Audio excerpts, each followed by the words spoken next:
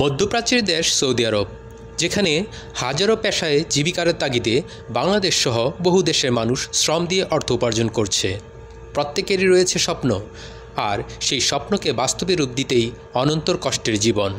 তাই ইউরোপের কিছু দেশ এমন খেটে খাওয়া মানুষের ত্যাগের মূল্য দিতে স্কিল নির্ভর ভিসার বাজার সহজ করে দিয়েছে। আর সেই সুযোগ লুফে নিতে চলেছে নানা প্রতিযোগিতা।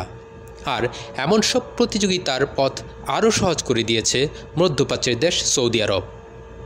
তাহলে আসুন জেনে নেই 2024-এর জুলাই মাসের আপডেট অনুযায়ী কী কী ডকুমেন্টস জমা দিতে হয় ক্রোয়েশিয়া এম্বাসিতে। আসুন জেনে নেই কী কী ডকুমেন্টস সাবমিট করতে হয়। 1. Visa form. প্রথমেই লাগবে কোম্পানির ভিসা ফর্ম, যেখানে বিস্তারিত আপনার তথ্য পূরণ করতে হবে। তবে হতাশ হবার কিছু নেই, উক্ত ফর্ম পূরণ করার জন্য বিএসএফেও নিযুক্ত রয়েছে লোক। তারা মূলত শুধু এই কাজটিই না, পাশাপাশি আপনার সকল ডকুমেন্টস অনলাইন করে দিবে এবং এসব ডকুমেন্টস স্ক্যান করে কোড আকারে যুক্ত করে দিবে অ্যাম্বাসির ওয়েবে। এই সমস্ত কাজের জন্য চার্জ নিতে হবে 230 রিয়াল। এরপর রয়েছে পুলিশ ক্লিয়ারেন্স, অ্যাটেস্টেড বারকোড সহ। 3. ইকামা ট্রান্সলেশন। 4. আবশির ইকামা ফটোকপি। 5. Demo ticket. 6.